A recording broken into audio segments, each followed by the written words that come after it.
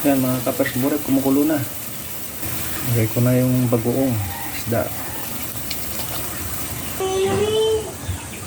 Yan. Pang malakasan. Palalambutin na.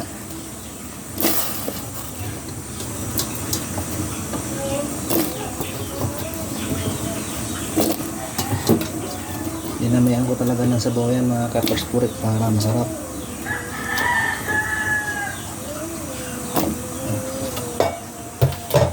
Hintay lang natin medyo maghiwa-hiwalay ng konti. Yan na mga kapers burek. Walang yan. Ang only rice na naman to. Ilagay ko na yung buntot. Yan ang magpapasarap sa lahat. Meron pa akong sasawag dyan mga kapers burek. Yan mga lods. Ilagay ko na sa imbabao. Sabes. 5 minuto na lang.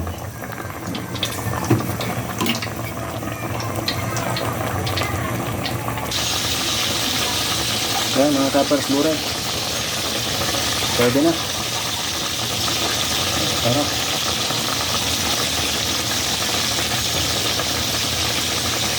Mangan. Agad yan maubos di. Yan mga kapers burek, mangan. Mangan. Mangan daw,